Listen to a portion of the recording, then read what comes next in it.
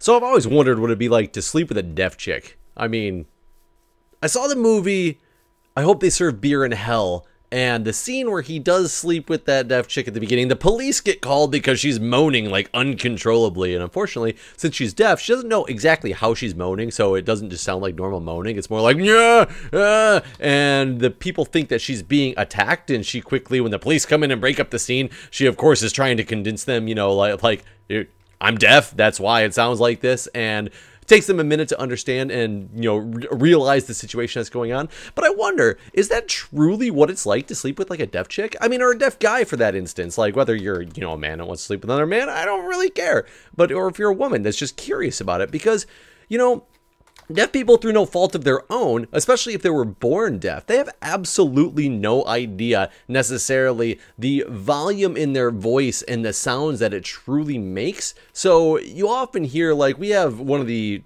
institutions, the schools around where I'm at is one of the very famous deaf schools in the country, and therefore our emergency department occasionally will, you know, get a lot of people from this deaf school. And one night we actually had a bunch of people come in because they were having a fight. A big fight broke out with a bunch of these deaf people, and they sent them all to our facility to be checked out after the fact. So there ended up being like basically another brawl about to happen within our waiting room. It was kind of a bad choice on the school to send them all to us. It was kind of weird. They thought that for some odd reason we were the only facility that had like access to sign language interpreters, which isn't true. It's like a legal requirement. Every facility has to, but they were determined that we were the only one in the area that did, so they sent all of the people over to our facility. Now, this caused problems because it was all the people who had previously just been fighting. So all of a sudden, I was sitting in my triage booth one night, and I hear the sounds of, it sounded like people were like yelling at each other and in a big fight in a very, very, very loud way. But what it was just a bunch of deaf people in the waiting room that were still angry with each other, and they were still like yelling at each other. But all it sounded like was, I just heard from my triage booth, like, rah, rah, and it's not, I'm not making fun of people who are deaf. I want people to understand that it just kind of goes along with the, you know, the sound that actually these, you know, deaf people can make because they don't necessarily know any better. Now, it's interesting because it really makes me wonder, and rightfully so or wrongfully so or whatnot, but it really intrigues my mind as to what is it really like to sleep with a deaf person. And because I wonder, it brings up a bunch of different facets. For one, moaning during sex, is that actually an act that is something that is just an inherent thing that happens? Like when you're having sex with somebody, they moan because they like it. Now, is that done because it's just the fact that they like it and that's how they express themselves? Or is it done because of the fact that nature has taught us that that's what we should be doing in a situation where we are enjoying the moment, like, you know, when you're in the act of intercourse? That's a good question because it brings up the point of, when you masturbate, do you ever moan? I will tell you, I've never moaned when I masturbated before in my life. And if you have, I would find that very odd, to tell you the truth. I would definitely think that if you pleasuring yourself and you found yourself being good enough to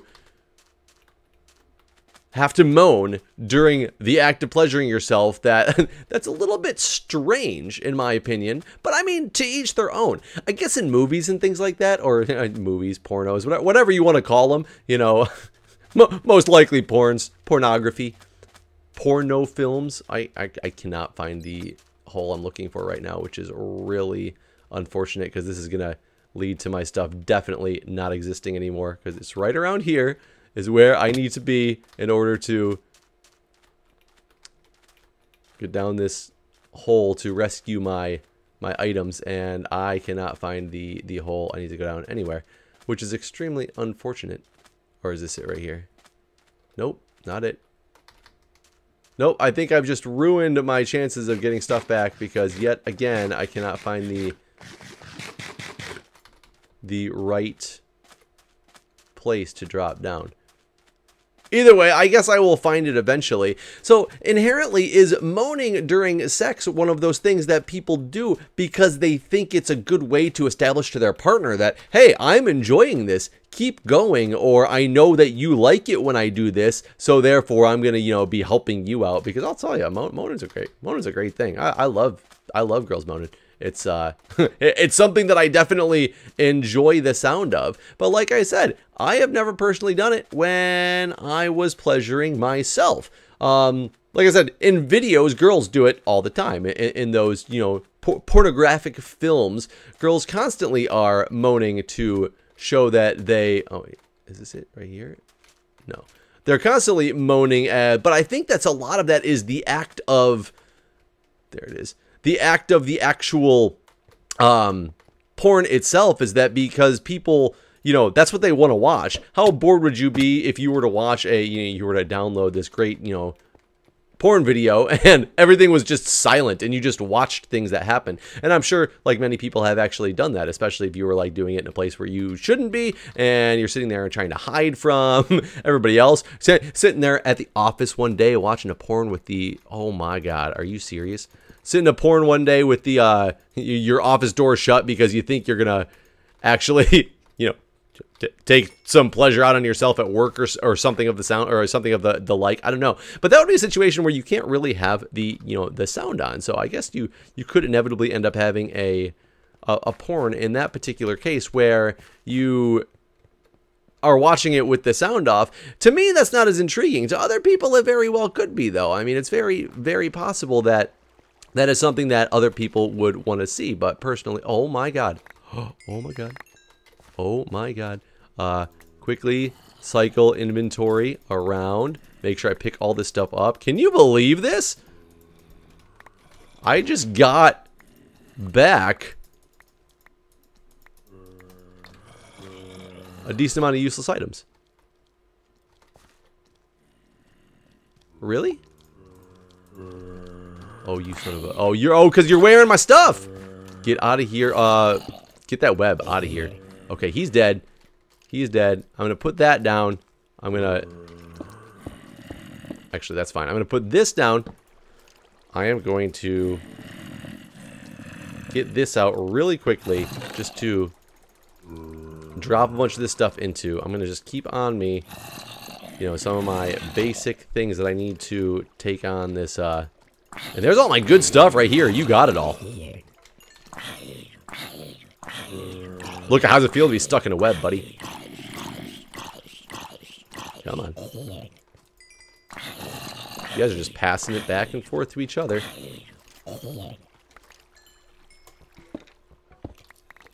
Can you believe I just acquired back most of my belongings that I was so afraid were gone forever?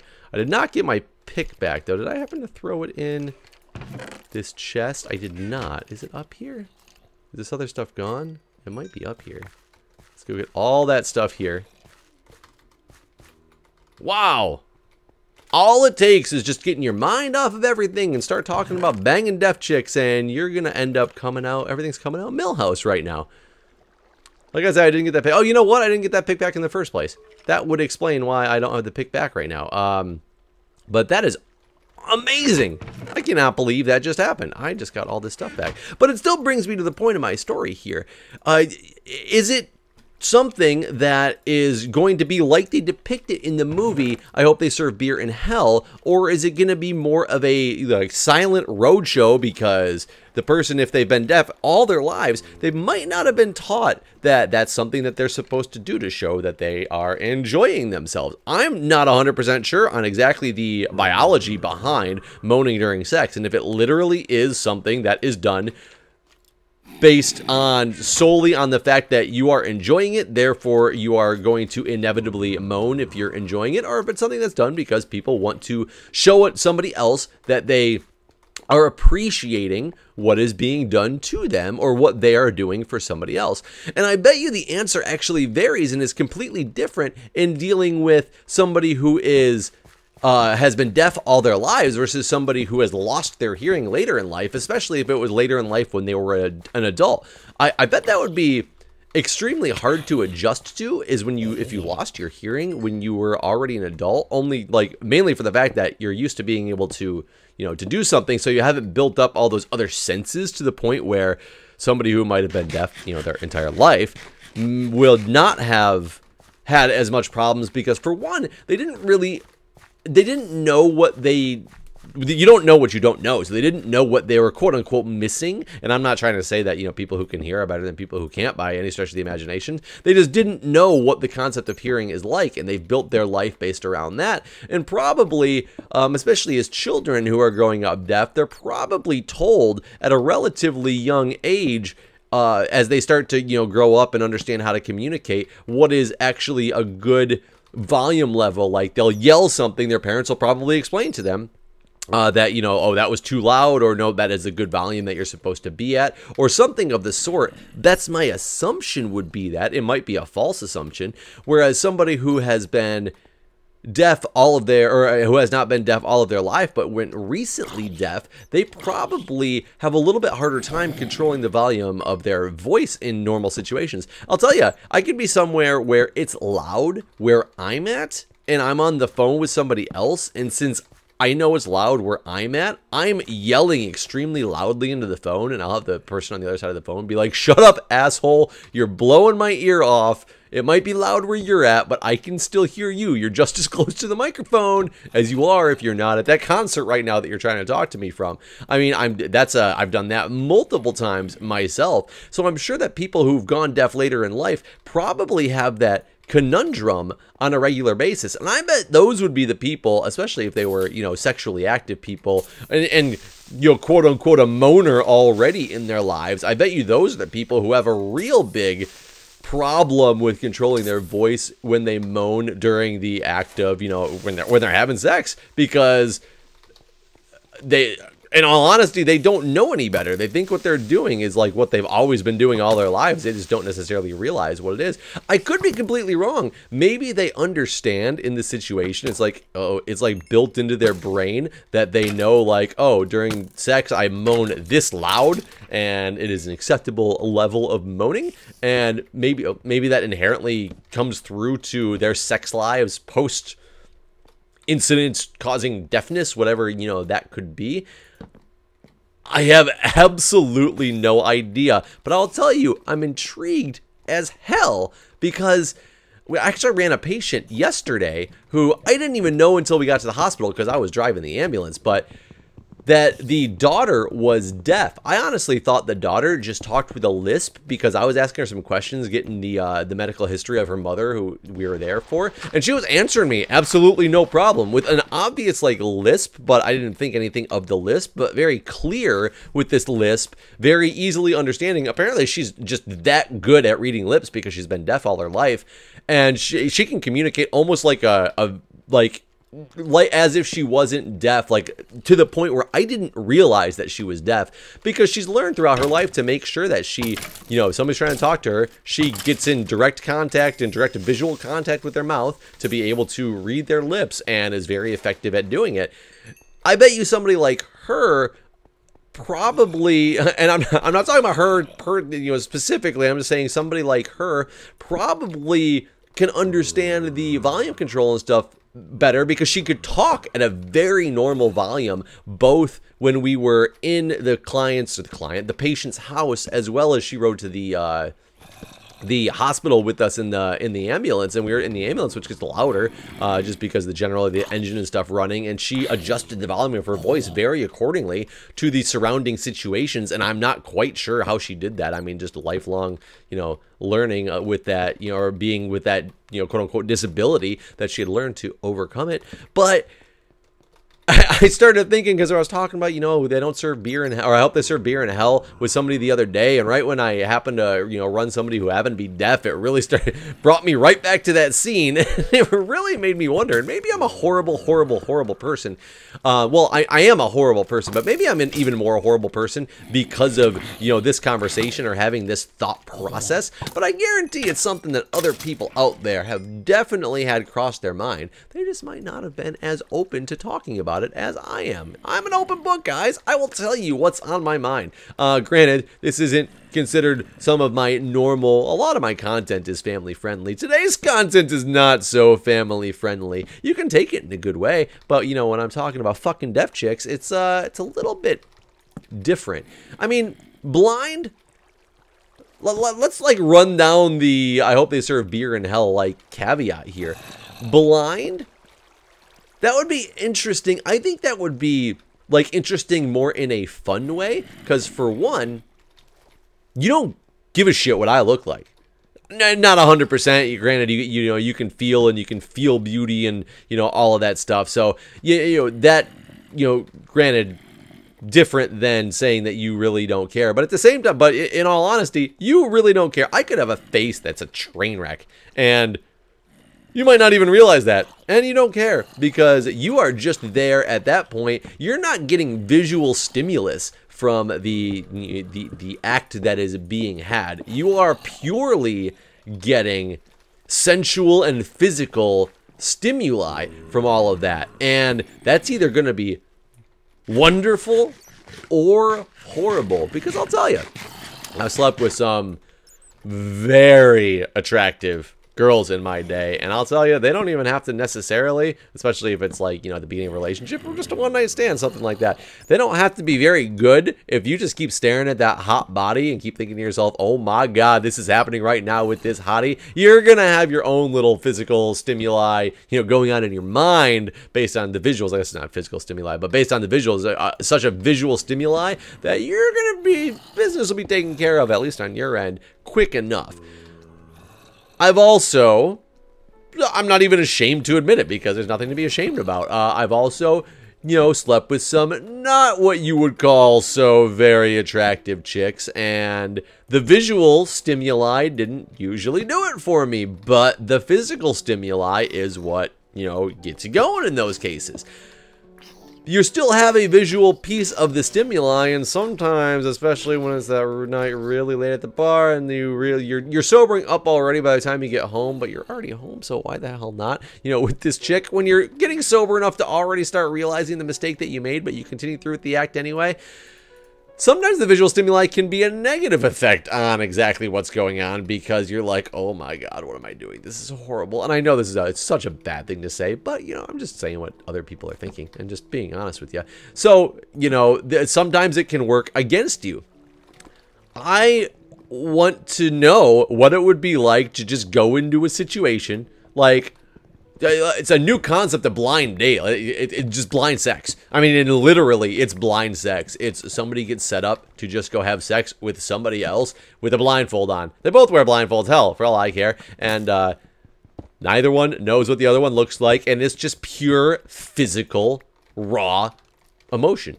Pleasure. I don't know if you, yeah, I don't really want to call it emotion, but, you know, it sounds cooler to call it emotion. But pure physical pleasure without having to deal with what that other person looks like. Granted, if you really want to not, somebody who like can see already probably has a bias. No, nobody wants a fat chick, quote unquote. And I guess that's not true. Some people do. Some people like fatties, and that's okay.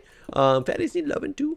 God, I don't know what's wrong with me today, but if you got somebody who was just a normal, like, let's say, build and body type, so it wasn't that you were putting, you know, somebody who really says in their mind that they don't like fat chicks, and all of a sudden you give them this, like, 350-pound person blindfolded, you know, you pretend not to realize that the person's fat. I mean, that's just going to turn you off mentally anyway, because you know what you want, and you know this is not what you want. But if you get somebody who's just built normal body type, even like athletic body type, or the body type that somebody likes, but maybe just when you look at it, it looks like hell. You know, it happens to people. I'm sorry, it does. My body is not exactly the most attractive body in the world. You've seen my shower vlog videos. I'm a hairy fucking beast. It's not usually, when you talk to women, they don't usually say, I want a man who's hairy all over the chest and all over the back, because that's what I want. I have actually talked to a few women that have said that, so everybody does have their little, you know, things, and some people do like a little bit of everything. Most chicks aren't necessarily into that. I'll tell you, my girlfriend's not into the fact that I got a hairy chest and hairy back. That's not her forte. It doesn't stop her from loving me. It's just not necessarily what, oh my god, it's not necessarily what she's into, but like I said, it doesn't stop her from loving me, so that's fine. We can still make the sweet, sweet love, and she can, I don't know, like mentally block out the fact that I'm super hairy. I don't know, something like that. But I mean, that happens. That'd be an interesting like experiment though. The blind, not a blind date, it's just blind sex, and it's pure blind sex. Oh, I know where that's at, and that's exactly what it is. And I would be really intrigued to know what people said doing an interview after said experiment on what did you think, and to see if their reaction is something like, oh, I don't know, it was too weird, I couldn't handle it, or is their reaction going to be more along the lines of something like, it was amazing, it was just pure physical raw emotion, and therefore it was fantastic. I didn't have to worry about, you know, visuals and looks. It was just a completely different type of, you know, act.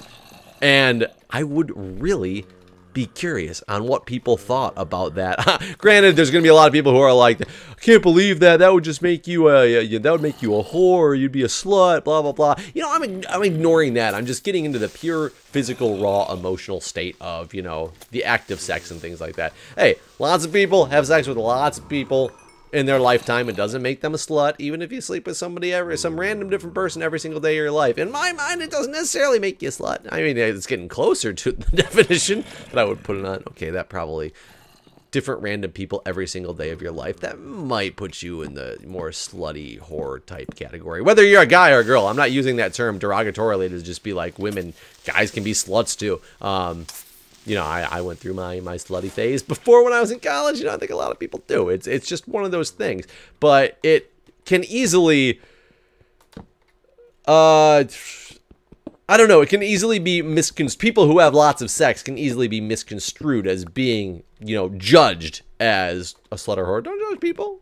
To each their own, man. It's, I mean, everybody can judge everybody in the way that they want to judge people. In my opinion, if you're, especially like if you're single and you're just doing your thing because that's what you like doing, okay. If you end up with an STD or something from it, or having like 6 different kids from 6 different guys, that's your own fault and prerogative. I'm not going to judge you for that. Why can't I read this enchanted book? It's just a straight up enchanted book. Did they change the way that these work?